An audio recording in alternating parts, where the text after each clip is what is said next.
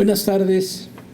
Es un gusto estar aquí compartiendo con ustedes en este coloquio sobre productos de investigación del área académica 5 y del presente año 2023. Hoy es la segunda sesión del día 27 de septiembre y nos encontramos en el Auditorio B de la Universidad Pedagógica Nacional en la sede Ajusco, y me encuentro con la doctora María Soledad Pérez López, que me voy a permitir presentar a ustedes. Ella es quien va a hacer la presentación de su investigación. Entonces, te doy la más cordial bienvenida, Soledad. Tu doctorado es en etnología y antropología social. Vamos a ver les voy a leer la ficha de sus dos últimas publicaciones, que son la primera del año 2021, el diseño de programas y materiales en lenguas indígenas como segundas lenguas, publicado por esta universidad y con el ISBN en línea. En segundo lugar, la segunda publicación lleva por título La apropiación del sistema de escritura en lenguas indígenas por niños y niñas en contextos de plurilingüismo. Es el estado de la cuestión y ha sido publicado en la revista de investigación educativa CPU-E en línea con los datos del ISSN. La doctora Soledad Pérez tiene como línea actual de trabajo la investigación en didáctica de lenguas y culturas. Y voy a leer el abstract de lo que es la investigación que nos va a presentar. Alfabetización y plurilingüismo.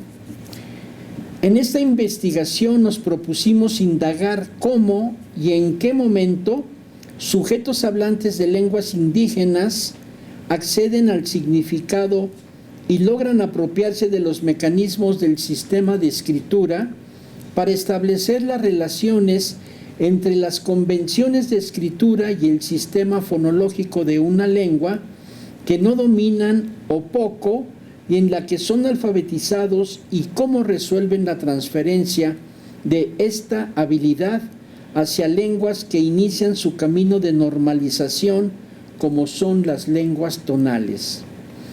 La investigación se desarrolló a través de entrevistas a profundidad con 11 sujetos hablantes de lenguas tonales que cursaron o se encuentran cursando estudios de nivel superior y que se han acercado a la escritura en la lengua indígena que hablan. Se trató de un ejercicio de evocación autobiográfica sobre su recorrido escolar y los obstáculos que tuvieron que remontar para devenir sujetos bialfabetizados. A través de este acercamiento, encontramos que los sujetos desarrollaron procesos de análisis de la palabra en grados avanzados para apropiarse del sistema de escritura del español en la educación institucionalizada, pero que el proceso de transferencia de la habilidad hacia la lengua tonal, además de ser un camino de búsqueda personal, se enfrenta a debates sobre la marcación del tono en las lenguas. Este ha sido el abstract de la investigación, y pues pasamos a escuchar a la doctora Soledad Pérez, quien nos va a hablar sobre la investigación desarrollada recientemente, ¿verdad? Sí. Bueno, pues buenas tardes a todos, a todas. Gracias por estar aquí. Efectivamente, yo me propuse una investigación que en un principio se denominó alfabetización y plurilingüismo. Más tarde he ido como que haciendo menos ambiciosos mis objetivos, o más bien más ambiciosos, es decir, alfabetización y plurilingüismo es una línea de investigación y no una investigación, ¿sí? Y para esta ocasión, para estos 2 años de trabajo, yo me había propuesto como objetivo inicial de la investigación analizar, indagar los mecanismos que ponen a funcionar niños, niñas que son alfabetizados en una lengua que no dominan, o muy poco, ¿sí? ¿Cómo logran estos sujetos apropiarse de un sistema de escritura en una lengua que no hablan? ¿Sí? Sin embargo, cuando empecé a hacer las entrevistas, cuando empecé a analizar lo que los sujetos me decían, fui como moviéndome del lugar. Es decir, pasé de querer buscar esos mecanismos que a final de cuentas lo que yo encontraba era que eran los mismos que para muchos niños y niñas en este país, aunque no fueran hablantes de lengua indígena. Es decir, había mecanismos de memorización, había mecanismos de repetición, de copia, ¿sí? Y de aprendizaje del alfabeto, etcétera. Y decía yo, bueno, pues son los mismos. Entonces, ¿cuál es la diferencia entre niños y niñas que se alfabetizan en español, una lengua que hablan, y niños y niñas que se alfabetizan en español, una lengua que no hablan? Sí, porque son hablantes de primera lengua, de otra lengua. Y al ir profundizando, también me di cuenta que estos sujetos no solo se apropiaron de la lectura y la escritura en español, segunda lengua, sino que después se apropiaron de la lectura y la escritura en sus lenguas. Y de esta manera fue que mi investigación se fue dirigiendo más hacia la bialfabetización. Y por otro lado, que estos entrevistados, por azares, no sé cómo fue, era casi la mayoría hablantes de tonos, de lenguas tonales, ¿sí? Había entrevistados que no hablaban lenguas tonales y esto los quité, ¿sí? Como que dije, voy a tratar de construir un objeto más homogéneo, y los quité y dejé solo las lenguas tonales para revisar estos casos. Ese fue el objetivo inicial. Y entonces las preguntas se reconfiguraron, y mis preguntas de investigación fueron cómo y en qué momento los y las hablantes de lenguas indígenas acceden al significado y logran apropiarse de los mecanismos del sistema de escritura para establecer las relaciones entre las convenciones de escritura y el sistema fonológico de la lengua en la que son alfabetizados. ¿Cómo logran transferir esta habilidad hacia la lengua indígena que hablan? O sea, una vez adquirida en español, ¿cómo logran transferirla hacia la lengua indígena para convertirse en sujetos bialfabetizados? Y por último, ¿cómo resuelven la transferencia de una lengua que no conoce los tonos a una lengua tonal, y en lenguas que o muy recientemente o casi no, o todavía no han logrado tener una norma de escritura? Entonces, ese fue el recorrido. ¿Por qué las lenguas tonales? ¿Por qué me interesaron las lenguas tonales? Bueno, en México casi todas las lenguas que se hablan en Oaxaca son lenguas tonales. También hay parte en Puebla, también hay parte en el Estado de México, en Guanajuato, sí, pero están la mayoría concentradas también en Guerrero, sí, la mayoría están concentradas en Oaxaca. Y este conjunto de lenguas tonales, que también conocemos como lenguas otomangues, han tenido muchos problemas para tomar acuerdos de escritura, ¿sí? Es decir, cómo se va a escribir la lengua, ¿sí? Y de si los tonos se van a escribir, no se van a escribir. Y entonces, como podemos ver, las lenguas que van a concernir en este estudio son el mixteco, una lengua hablada en Oaxaca, en Guerrero, en Veracruz, que tiene 3 tonos. Ahorita vamos a ver qué son los tonos, ¿sí? Un poco para situarnos. Y que acordó una norma de escritura en el 2020, aunque ya tienen más de 2 décadas que vienen escribiendo y que tienen una academia de la lengua. O sea, es una de las lenguas que más se ha escrito, el mixteco, ¿no? El mazateco es una lengua que también tiene 3 tonos, aunque hay discusiones sobre si son 4 tonos, pero los acuerdos hasta ahorita van en 3 tonos, y ahí sí es mucho más reciente el trabajo de escritura, y salió una norma en el 2020 también, muy reciente, ¿no? El chinanteco es nuestro tesoro nacional para los lingüistas, es una lengua tesoro, porque los lingüistas internacional también ven en el chinanteco una lengua tesoro, porque no sabemos cuántos tonos tiene. O sea, el chino es una lengua tonal, y el chino es una lengua tonal que tiene 3 tonos, y aquí no sabemos cuántos tonos tiene. O sea, van desde 9 tonos hasta 12 tonos y no está determinado. Entonces, evidentemente es una lengua muy compleja, tiene otros fenómenos muy complejos, y no tiene una norma, por lo mismo también. Bueno, por otras cosas de política educativa también, etcétera, pero bueno, también porque es una lengua muy compleja. El lenguigua es una lengua hablada en Puebla, fundamentalmente, que tiene 3 tonos y que tampoco tiene una norma. Y el triqui es una lengua que hasta ahorita se han localizado 8 tonos, tampoco tiene norma, ¿sí? La que sigue. ¿Qué son los tonos? Los tonos son variaciones de significado léxicas según la pronunciación, ¿sí? Según cómo se pronuncia. Si tenemos que buscar una definición un poco más, que nos acerque más, diríamos que son como las notas musicales: do, re, mi, fa, sol, la, si. O sea, van cantando, pues, ¿no? Van cantando. Esos son los tonos. Aquí están los tonos del triqui, que son los que han sido un poquito más ya determinados, y tenemos 7 tonos que ahí están ya diferenciados alfabéticamente, sí, pero suenan casi igual.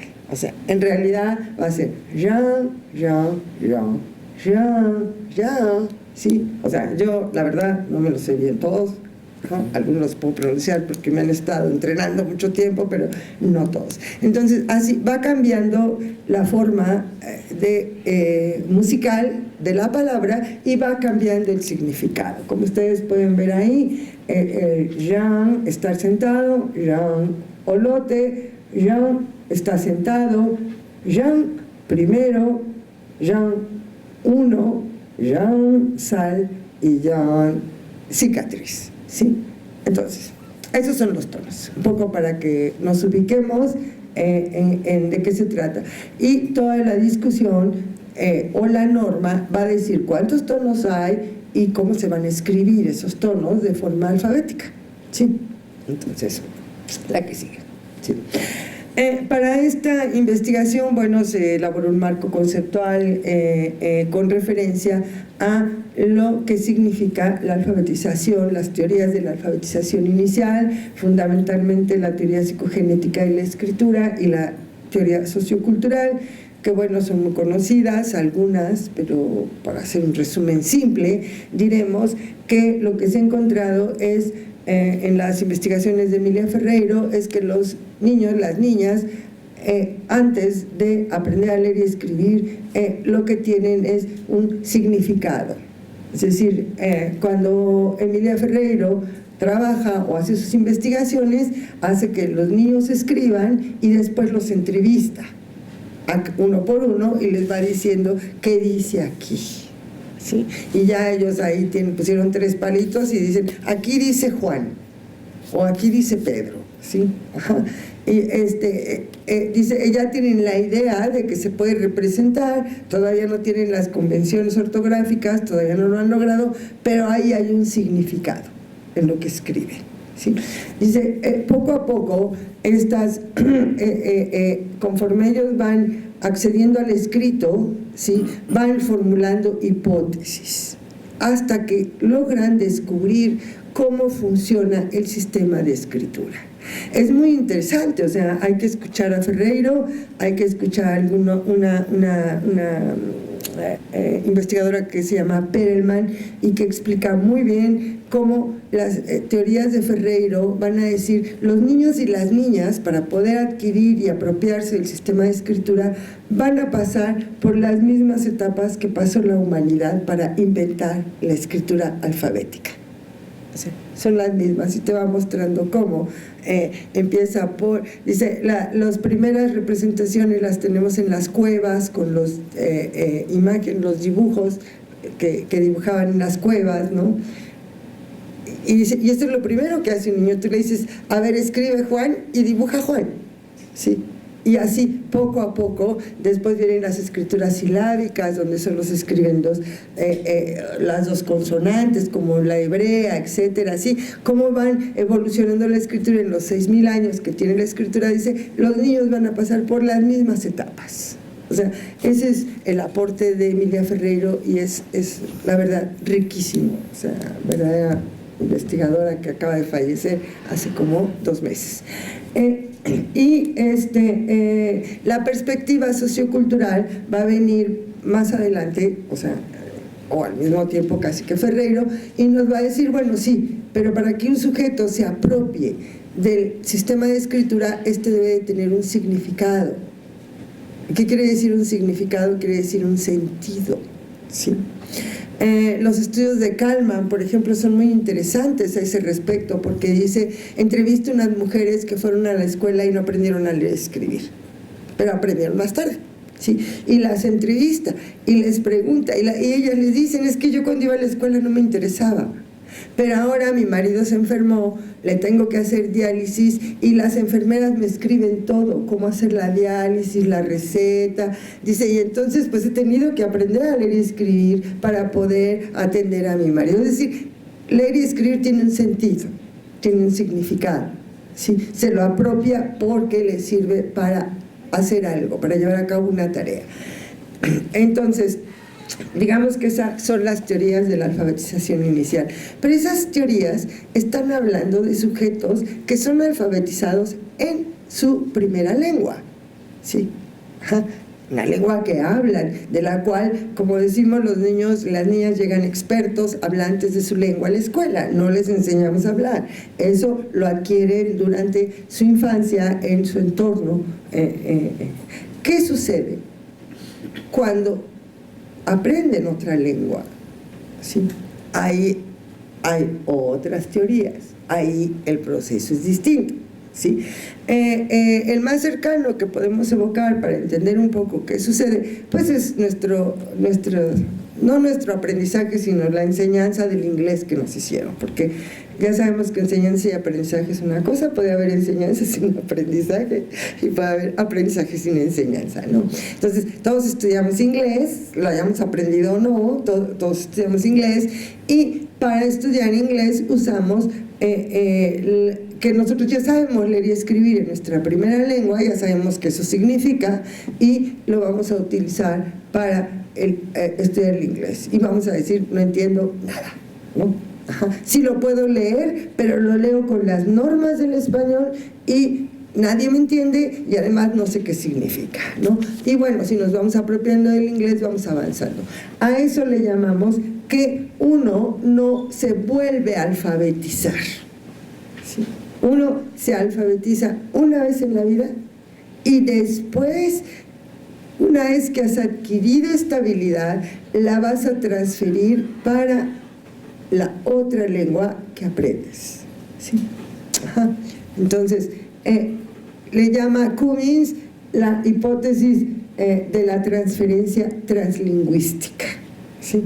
Y está acompañada de la hipótesis del umbral, porque dice, bueno, sí, yo puedo leer y escribir en mi primera lengua, lo cual quiere decir que voy a poder descifrar un texto escrito en alfabeto latino, en otra lengua, pero si yo no domino esa otra lengua, pues no voy a entender lo que leo, ¿no? Voy a poder descifrar desde mis convenciones, pero no voy a entender. Entonces la hipótesis del umbral dice que esta apropiación, esta transferencia va a tener lugar conforme el nivel alcanzado en la segunda lengua, ¿sí? O sea, ¿no? Y es un proceso mayoritariamente pues, escolar, ¿sí? De ahí viene la pregunta, es decir, estos niños, estas niñas que llegan a la escuela hablando una lengua indígena, una lengua tonal además, van a ser alfabetizados en una lengua que no entienden, ¿sí? Entonces, ¿qué va a pasar ahí? Y eso es lo que queríamos estudiar, ¿no? Bueno, antes, para abordar esta investigación, pues hice un estado del arte, como se hace en una investigación, es decir, fui a buscar qué decía la investigación ya existente acerca del tema, y lo que encontramos pues es que la mayoría de los sujetos que participaron en las investigaciones revisadas, que fueron 12, sí, porque tampoco crean que abundan, sí, fueron sujetos que fueron alfabetizados en español siendo hablantes de una lengua indígena. A lo que normalmente le llamamos fueron castellanizados. Ahora, el término de castellanización no quiere decir, no es porque aprendieran español, ¿no? El término de castellanización es porque recorrieron la escuela con los mismos programas y los mismos libros que están dirigidos a una población que solo habla una lengua, ¿sí? Es decir, no son libros, no son programas dirigidos a bilingües, ¿sí? Son programas dirigidos a monolingües. Y entonces se usan las mismas metodologías, ¿sí? Y a eso le llamamos nosotros el proceso de castellanización, y algunos dicen de castellanización forzada, ¿sí? Después, esos sujetos de esas investigaciones que revisé fueron castellanizados, y las investigaciones lo que fueron a hacer es a decir, bueno, ya saben leer y escribir en español, como quiera, haya sido como haya sido, ya aprendieron a leer y escribir en español, y ahora vamos a ver si logran transferir, como dicen las hipótesis de Cummins, ¿sí? Y entonces llegamos, porque muchos de mis alumnos trabajaron en eso, ¿sí? Hacemos dictados y les dictamos palabras en la lengua que ellos hablan, que ellos entienden, que fue su primera lengua, pero que nunca han estudiado en la escuela, ¿sí? Entonces, para ver qué hipótesis hacen, es decir, cómo ellos van a representar aquellas fonemas, aquellos fenómenos que no hay en español, ¿no? Porque si les dictamos, por ejemplo, no sé, una palabra como digamos en náhuatl, que es una lengua muy, o sea, fonológicamente muy cercana al español, ¿no? Si nosotros le dictamos toca, pues tiene con qué escribir toca, ¿no? No toca, me llamo, no toca. Ah, pues no toca, ¿no? Y algunos con C, otros con K y así, ¿no? Pero bueno, o sea, pero lo van a escribir. Pero si yo les dicto ya, como los tonos del triqui, entonces, ¿qué van a hacer? Sí, ahí tenemos consonantes nasales, tonos, vocales nasales, perdón, consonantes, tonos, o sea, un montón de fenómenos que no tiene el español. Y entonces, ¿qué van a hacer? Y entonces analizamos qué hacen, qué hipótesis elaboran. ¿Y qué dicen las investigaciones? Pues lo que la investigación dice es que, pues sí transfieren,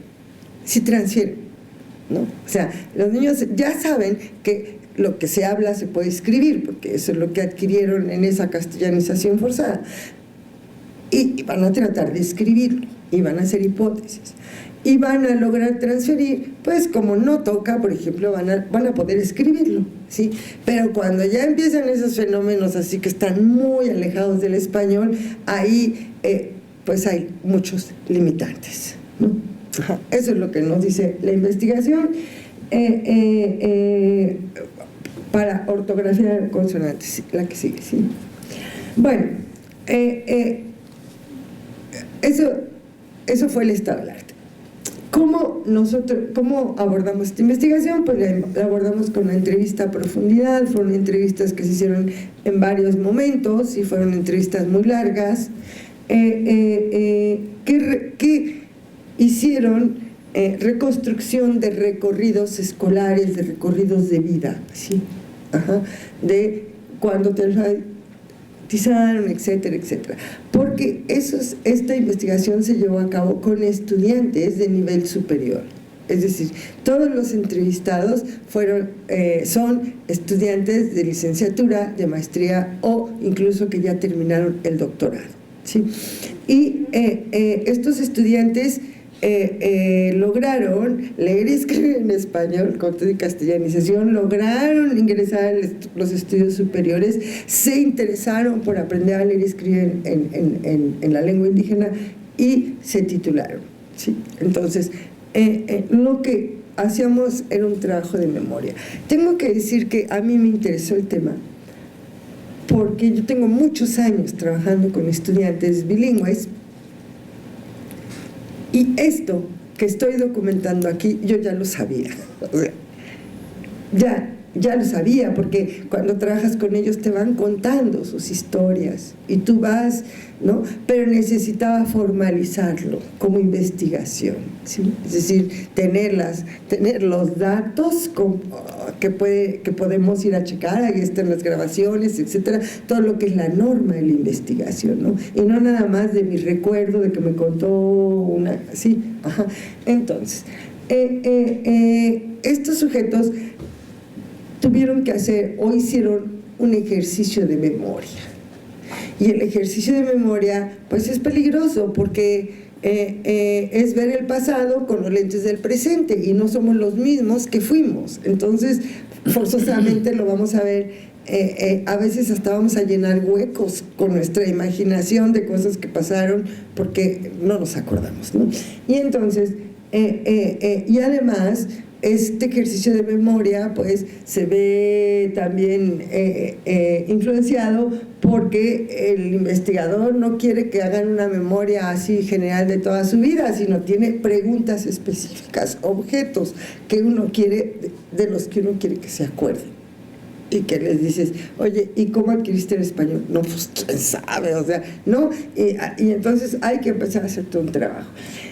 También la lengua implica, porque ellos son hablantes de lenguas indígenas, ellos y ellas, ¿sí? Hablantes de lenguas indígenas, y la entrevista puede ser en español, y la memoria también tiene que ser en español, y las lenguas no categorizan el mundo de la misma manera, entonces hay que hacer todo un trabajo de traducción, ¿sí? Para poder, entonces todo eso hacia mucho más importante, triangular con la investigación, es decir, que lo que ellos están diciendo lo crucemos con lo que las investigaciones ya encontraron para ir resituando los eventos. Sí. Bueno, lo primero que yo de lo que quiero dar cuenta es que de la forma en que ellos adquirieron el español, ¿sí? La mayoría de los sujetos, estos son los entrevistados, ¿sí? Aquí los tenemos, como ustedes pueden ver en la línea de formación profesional, van de la licenciatura al doctorado, ¿sí? Y ahí tenemos las lenguas, hay 2 sujetos más o menos por lengua, ¿sí? Quería representatividad de género, pero bueno, algunas chicas me cancelaron era la pandemia y ya saben, ¿no? Sí, todo eso. Entonces ya la representatividad de género se ve un poco no muy fuerte, pero la de lengua sí, tuvimos 2 por lengua, y ahí ven más o menos la idea que ellos tienen de cuándo adquirieron el español, ¿sí? Ahora, ¿qué entienden ellos por adquisición del español? Bueno, y ellas, el momento en el que se sintieron con la confianza para expresarse en público, ¿sí? Para hablar con desconocidos en español. A eso se están refiriendo, ¿no? Y esta adquisición, ahora sí creo que era la que sigue, o la anterior, creo que esta adquisición del español, en la mayoría de los casos, fue una adquisición, no fue un aprendizaje, sino una adquisición. En didáctica de lenguas hacemos una diferencia entre adquisición y aprendizaje, ¿sí? La adquisición es aquella inmersiva, inconsciente, como la primera lengua. La primera lengua se adquiere. O sea, realmente te preguntas, ¿y tú cómo aprendiste a hablar? Pues vete a saber, ¿no? O sea, ¿no? Adquisición inconsciente. Y el aprendizaje es el producto, o sea, de la enseñanza, ¿sí? O sea, consciente, ¿no? Entonces, decimos que fue más un proceso de adquisición inmersivo que enseñanza, porque realmente la escuela no enseña español segunda lengua en las escuelas indígenas. Usan los materiales dirigidos a la población monolingüe, ¿sí? Entonces, no enseñan el español como segunda lengua. Los niños, las niñas llegan a la escuela y es, bueno, hay casos, ¿no? O sea, por ejemplo, tengo la estudiante chinanteca que dice que en su escuela el maestro sí les traducía todo al chinanteco, ¿sí? Pero fue la única, ¿sí? Hay otro entrevistado que dice que en su caso el maestro lo que hacía era llevar imágenes, ¿sí? Es decir, si iba a decir sol, pues llevaba la imagen del sol y así, en fin, ya hay imágenes, ¿no? Como para tratar de dar significado, ¿sí? Ajá, significado del escrito, pero en la mayoría no. Sí, en la mayoría era así, pum, como vas, y entonces lo que van a decir pues es lo que ya sabemos, o sea, procesos de repetición, de memorización, y recítate el alfabeto 50 veces hasta que te lo aprendas, y como dicen muchos de ellos, y eso la mayoría, tanto de los que entrevisté como de los con los que he trabajado, todos ellos te dicen, te hacen dictado de palabras, y por supuesto que te sale mal, pero te las van a dictar 20 o 30 veces. Entonces llega un momento en que ya te lo sabes de memoria y te sacas 10, ¿sí? Aunque no sepas qué quiere decir, ¿no? Entonces, pero esa fue una adquisición del español informal, y ahí tenemos, por ejemplo, la declaración de uno de ellos que dice, pues yo, la verdad, me frustré tanto que para aprender español me fui de jornalero. Porque a mí me dijeron, ahí aprendes porque aprendes, ¿no? Y me fui de jornalero, dice, y ahí había personas de diferentes partes, estaba trabajando ahí como jornalero por temporada de corte de jitomate y todo eso. Dice, entonces ellos lo que hacían conmigo era insultarme.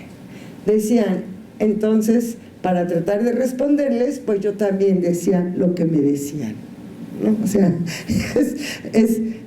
no hay mejor escuela que la escuela de la calle, ¿no? Entonces, algunos no. Por ejemplo, hay una chiquita que dice que ella siente que sí fue en la escuela, que aprendió español como en cuarto o quinto año, ¿sí?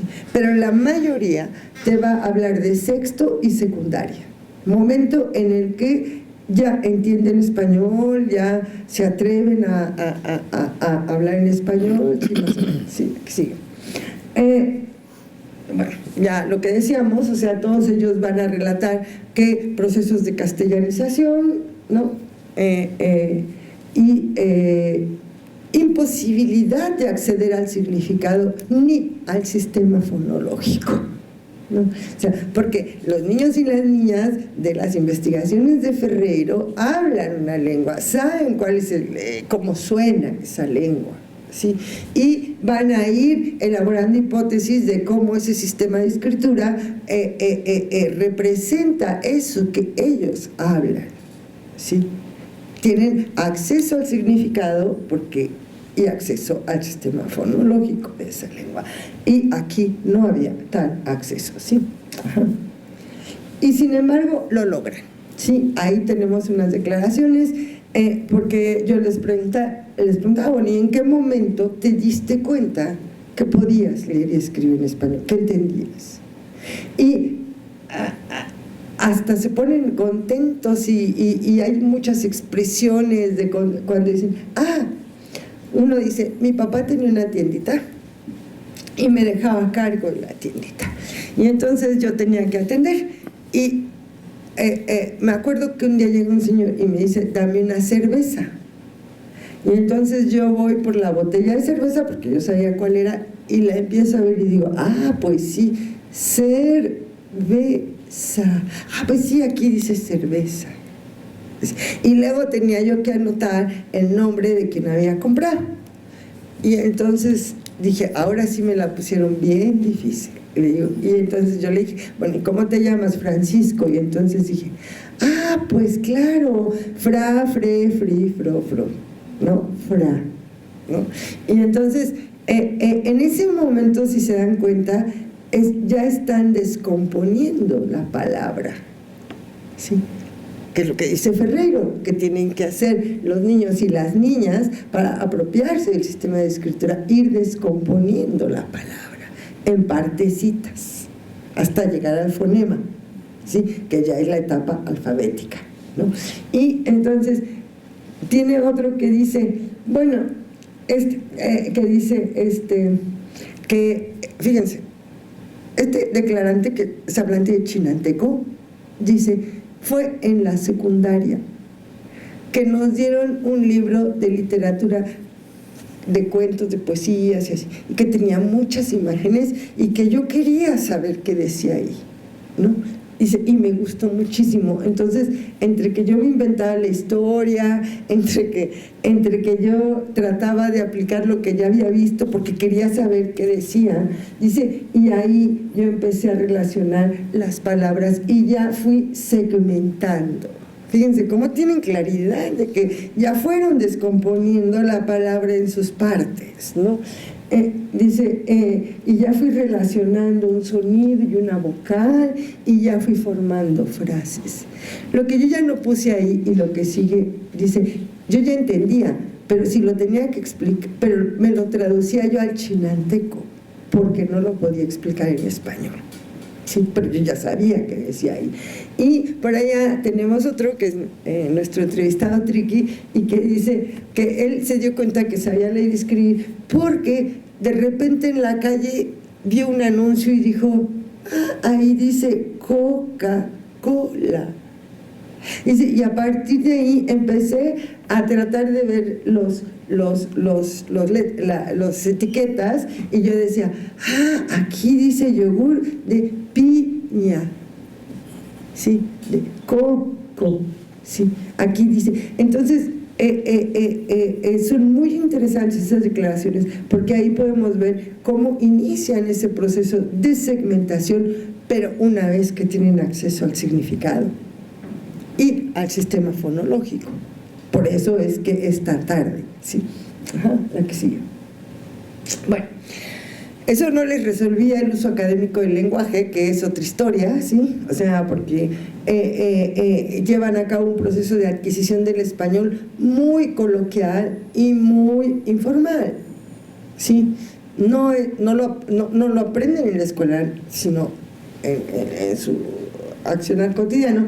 Y aquí nos declara y dice, bueno, yo me fui de jornalero, es el que se fue de jornalero, ¿sí? Y aprendió ahí a golpes de groserías, como él dice, y me fui de jornalero, y cuando regresé dije, ya entiendo el español porque ya les puedo contestar, ¿no? Y me inscribí al bachillerato y me ponen un ejercicio y me dicen, haz un cuadro comparativo. Y dice, no, pues no, o sea, ahí dije, creo que mejor no sigo estudiando, ¿no? O sea, ya se sentía muy animado porque habla español. Pero bueno, van remontando una dificultad tras otra, sí, la que sigue. La vía alfabetización. A diferencia de la castellanización, que es institucional, que es una violencia institucional, porque es una violencia institucional que le infligimos a los niños y a las niñas hablantes de lenguas indígenas, ¿sí? Independientemente, hay una violencia institucional, pero bueno, aprenden a leer y escribir, luego van a así.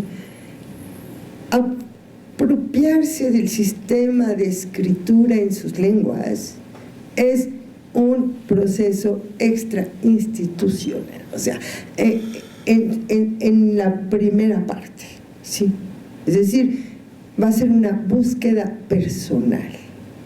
La mayoría de los egresados de esas escuelas no anda buscando aprender a leer y escribir en sus lenguas, ¿sí? Ni anda buscando seguir hablando la lengua, porque ¿para qué sirve? ¿Sí? Son procesos que van a seguir algunos sujetos por alguna historia, por algún camino, y van a empezar a buscar por sus propios medios, porque no hay escuela que enseñe eso. Sí. Yo conocí una profesora que entrevisté en una investigación que hice hace como 6 años o 7, de náhuatl, ¿no? Profesora de náhuatl. Y yo le decía, bueno, ¿y dónde aprendiste a leer y escribir? Y me dijo, pues mire, yo cuando me dieron mi puesto, pregunté y me dijeron, allá aquel viejito que vive por allá, él sabe las letras del náhuatl. Y lo fui a buscar y él me enseñó. O sea, así es como aprenden a leer y escribir, buscando. ¿Dónde? Porque no hay institución que garantice eso. Entonces, en general, bueno, los recorridos, por lo mismo, los recorridos van a ser muy difíciles, porque una fue allá con el viejito, otro, no sé a dónde, en las redes sociales, sí, ahora hacen luego redes sociales, y en fin, cada quien va a buscar. Pero estos que yo entrevisté, como todos son ellos estudiantes de maestría, de licenciatura, de doctorado, todos ellos es en el nivel superior en donde empiezan a acercarse a la escritura, porque son estudiantes de las normales bilingües o de las UPNs en educación indígena o de las maestrías en didáctica de lenguas y culturas, sí, o en el doctorado de lingüística o en la maestría de lingüística, sí. Y entonces esto, dicen por ejemplo varios de ellos, yo me inscribí en la UPN porque había una licenciatura que decía educación indígena y yo dije, ahí me van a enseñar, sí, o sea, andan buscando, ¿no? Y todos ellos, para poder hacer la transferencia con mayor seguridad, van a pasar por los estudios lingüísticos. O sea, de aquí se van a ir al CIESAS, ¿sí? A seguir estudiando lingüística para ir entendiendo, porque a diferencia del inglés, del portugués, de las lenguas con alto mercado lingüístico, donde hay mucha información, aquí no hay mucha información, la tienen que ir produciendo al mismo tiempo que van apropiándose del sistema de escritura. Siguiente. Bueno, es un proceso gradual, ¿sí? Donde dice al principio yo escribía y solo, así que como no dice, cuando yo escribo, Dios y yo entendemos, y cuando lo leo ya nada más Dios lo entiende, porque ni yo, ¿no? O sea, es lo que nos van a decir, al principio empiezas a escribir, no entiendes nada, que sigue. La marcación de tonos, porque son las lenguas de tonos. Es un debate entre aquellos que dicen que hay que marcar la mínima modulación de tono y aquellos que dicen que no hay que marcar los tonos, ¿sí? Que porque se entiende por el contexto, ¿no? Entonces, van de un lado a otro, ¿sí? ¿Y qué dicen nuestros entrevistados? Bueno, hay los que dicen, los tonos no se escriben. ¿Para qué se escriben? Si tú lo entiendes por el contexto, ¿no? Y otro dice, bueno, pero sí, mira, yo lo oí leer y no tenía tono su texto y leyó perfectamente bien, ¿sí? Pero, la que sigue, otros van más allá, ¿sí? Otros dicen, sí, pero lo que estoy leyendo es el texto que yo escribí, no estoy leyendo el texto que escribió otro, ni otro está leyendo mi texto. Y ya cuando nos metemos en esas de que si otro va a leer mi texto y yo tengo que leer el texto de otro, no entendemos. Ahí no entendemos. Dice, es muy difícil. Por ahí nos dice un estudiante triquis, yo la verdad, tenemos una red social de triquis donde hablamos mucho de que hay que escribir en triqui y cada quien escribe como quiere y nadie entiende nada, ¿no? Porque no sé cómo, con qué es lo que está representando, porque la escritura es que es un sistema de representación necesitado, que ese es el trabajo que hace el niño cuando se alfabetiza, adquiere los códigos de representación de ese sistema, ¿no? Dice, y entonces, la que sigue, porque ya se me va a acabar el tiempo. Ajá, la que sigue. Conclusiones, ¿no? Bueno, entonces, al final, pues sí, reconocen que no, que lo que escriben todavía no es comprensible, porque hay que formar comunidades de escritores y de lectores. Por ejemplo, tenemos algunas lenguas, como la lengua Miayets, en donde tienen WhatsApp y tienen página, pero tampoco es una lengua tan compleja. Sí, y entonces escriben, cada quien escribe como quiere, ahí se van poniendo de acuerdo, ahí van discutiendo y lo hacen en la lengua, ¿sí? Pero no son lenguas tan alejadas, ¿sí? Entre más alejada es una lengua de la estructura, más complejidad va a haber, ¿sí? Para un bilingüe manejar esos dos sistemas alfabéticos, ¿no? Esta fue la investigación. Realmente mis conclusiones son: todas las estadísticas, sí, acabo de publicar un artículo sobre, porque me indigna, sí, a veces me indigno, sí.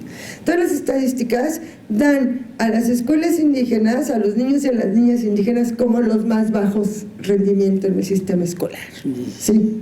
Ajá. Y no dicen, o sí lo dicen, pero en letras chiquitas, sí, que esos niños y esas niñas están siendo alfabetizados en una lengua que no hablan. Sí. Ajá. Y que si a nosotros nos hicieran esas pruebas en inglés, ¿cómo saldríamos? Sí, y entonces colaboran a la categorización social. ¿Quién quiere ser indígena si está en los más bajos niveles de rendimiento escolar? Sí, y no destacan los logros de lo que significa lo que escribieron o leyeron esos niños y esas niñas en otra lengua. Si nosotros hiciéramos eso que hacen ellos en inglés, estaríamos en otro nivel de la evaluación educativa. Sí.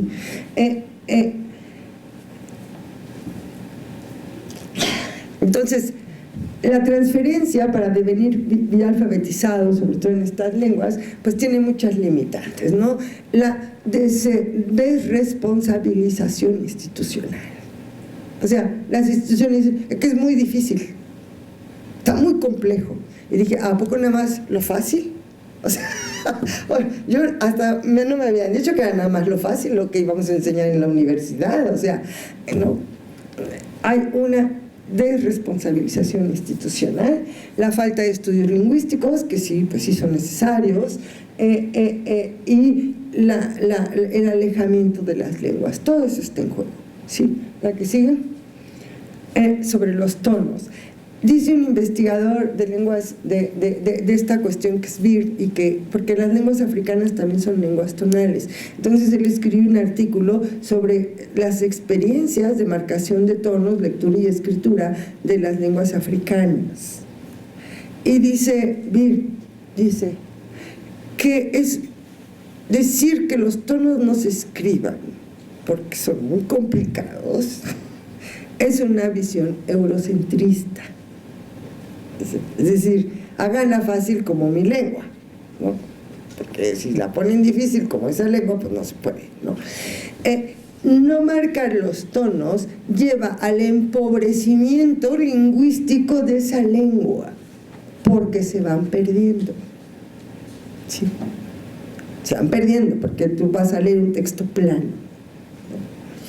Entonces hay que estudiar muy bien cómo marcar los tonos sin que tampoco tengas que marcar así un texto ilegible, ¿sí? Y trabajar con los niños, porque para los niños es otra idea, ¿no? Diferente. Ellos son la esperanza, pero como son los adultos los que hacen las políticas, ¿no? Los adultos dicen, son difíciles, bloquean las marcas de tono, sin tener la oportunidad de ver cuáles son los beneficios de una enseñanza de la lectoescritura en esas lenguas tonales, ¿no? Entonces, pues ahí viene un tema de política educativa, de proyección de nuestro mundo sobre otros mundos, ¿sí? Y de problemáticas que hay que abordar, aunque sean difíciles, ¿no? Bueno, eso sería.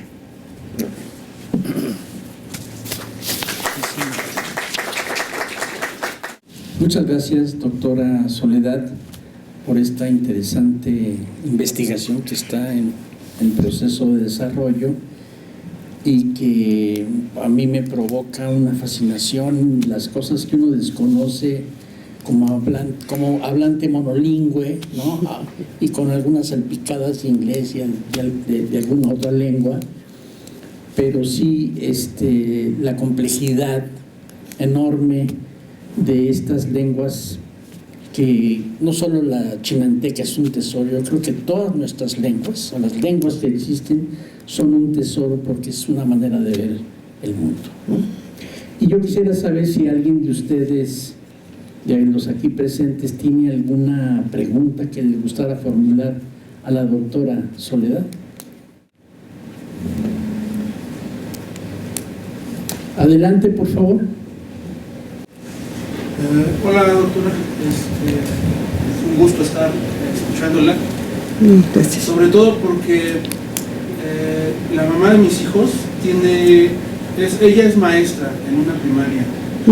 Y en este ciclo tiene justamente un niño en proceso de lectoescritura, pero en español. Y él no es hablante de una lengua, pero su mamá sí. Y representa un reto, o sea, yo no lo conozco, pero por lo que ella me platica, representa un reto porque está justamente, como lo comentó, en medio de estas dos situaciones. Y para el niño es muy difícil buscar o encontrar una identificación.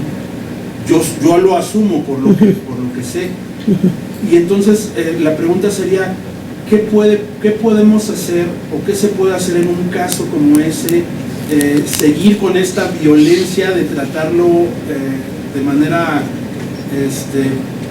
pues de seguirlo tratando dentro de la castellanización, o acercarnos nosotros a su lengua. Si es posible, digo, es muy difícil, sí, pero ¿qué es lo que podríamos hacer? O incorporar a la mamá como hablante, no sé, sería bastante de bastante ayuda poder escuchar qué opinan. Sí, es muy difícil decir qué es lo que hay que hacer, porque luego, como dicen mis estudiantes, ay, pero si lo dice fácil, pero ya que está uno ahí, o sea, ya no está tan fácil, ¿no? Es muy difícil, pero sí es muy interesante hacer un diagnóstico, es decir, escucharlos, ¿no? Saber qué quieren, qué les interesa, qué piensa la mamá, qué piensa el niño, o sea, un poco eso es importante. Lo otro es que, y hay un tema muy polémico ahorita, que son los nuevos libros de texto, ¿no? Que yo he revisado algunos, no los he revisado todos porque es mucho y además tienen otros trabajos, pero los que he revisado me han gustado mucho, sí, he revisado 3 nada más, ¿no? Dos de lectura y uno que se llama los proyectos, no me acuerdo cómo se llama, ¿no? Esos 3 revisé de 6º grado, ¿no? Y eso porque uno de mis estudiantes lo tiene que traducir, cosa que ya no me gustó mucho, ¿sí? O sea, si es una educación descolonizadora, ¿por qué vas a traducir los libros nacionales? O sea, si es descolonizadora, ellos tendrían que escribir su libro y luego traducirnos para nosotros, a ver qué dicen ahí, ¿no? Pero bueno, en fin, eso ya es otro tema. Pero el caso es que los nuevos libros sí son un buen intento, desde mi punto de vista, de algo por lo que hemos estado peleando siempre.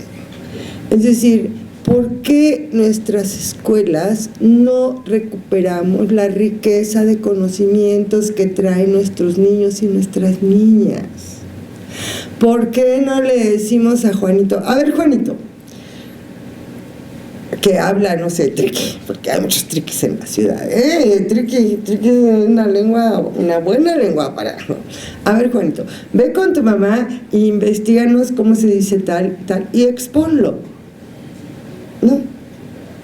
O sea, como diría Wenger, me encantan los socioculturales porque hablan hablan de la participación periférica legítima y la participación plena, es decir, hay un experto y luego hay un novato. Dice, pero en la vida cotidiana, el lugar del experto y del novato siempre se está cambiando. Solo en la escuela tenemos lugares fijos. Dice, la vida cotidiana hay cambios de lugares, ¿no? O sea, ¿por qué no? En un momento dado, pero primero hay que hacer el diagnóstico, porque lo que no hay que hacer es señalar, estigmatizar. Sí, hay que hacer todo un trabajo con el grupo, con ellos, para que cuando un niño o una niña diga en un grupo yo hablo una lengua, no vaya a ser objeto después de bullying, de violencia o de estigmatización, ¿no? Por eso hay que tener muy claro, ¿no? Entonces, esos nuevos libros traen actividades, traen textos en lengua indígena, y me parece, o sea, no sé qué van a hacer. Yo como didacta diría, a ver, tengo que ir a leer qué van a hacer con eso, porque viene un texto en Huerrárica, Huichol, de toda una página, y digo, madre mía, pero eso... Dije, pero qué bueno, porque eso es lo que hacemos nosotros con los niños y las niñas indígenas. Libros enteros en una lengua que no entienden, ¿sí? Entonces, digo, así está bien, a ver, lee el texto en Huerrárica, a ver, dime qué entendiste, ¿no? O sea, entonces, pero yo creo que más bien hay que didactizarlos, es decir, hacer de esas muestras de lenguas indígenas que vienen en esas lenguas, actividades para entender lo complejo que es otra lengua. Y la riqueza que tienen esos niños, que parece que nada más no entienden el alfabeto en español, ¿sí? No, pero que nos pueden enseñar muchísimas cosas. Y que sus compañeros vean que en algún momento dado alguien es experto de algo y ellos son expertos de sus lenguas, ¿no? Entonces, yo creo que si con esa mentalidad podemos ir jugando a muchas cosas y hacia como que cambiar nuestra idea, ¿no? Bueno, yo pienso eso. Sí. Adelante, por favor. Yo tenía un comentario. Sí.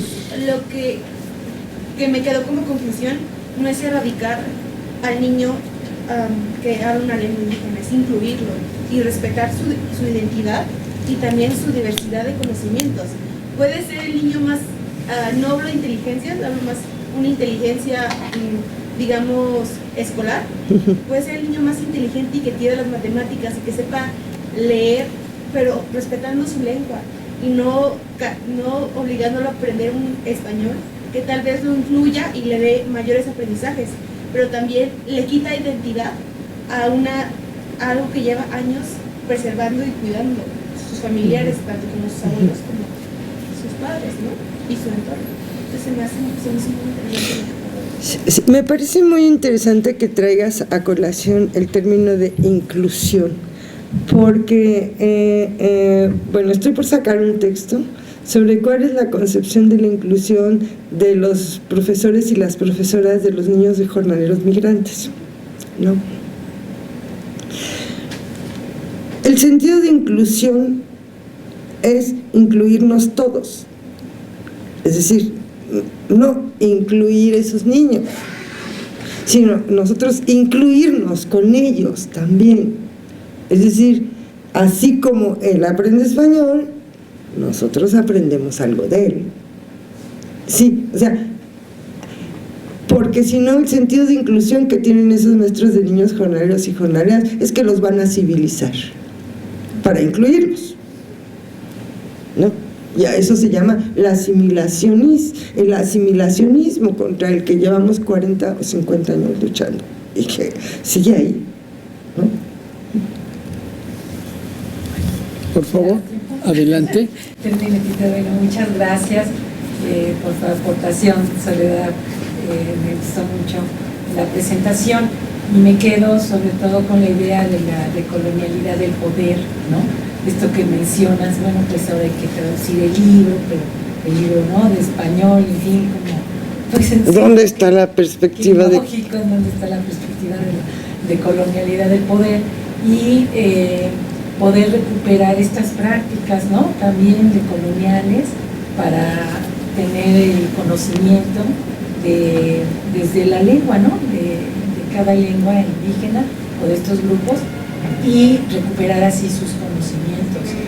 Y pienso ahora en este trabajo recepcional de una estudiante de la ley, ¿no?, que plantea una propuesta para aprender náhuatl con 2 personas mayores que hablan náhuatl, pero no le enseñan náhuatl a sus hijos, ¿no? Por lo que tú comentabas, es que como pues la lengua indígena, rendimiento académico pues más bajo, claro, ¿no?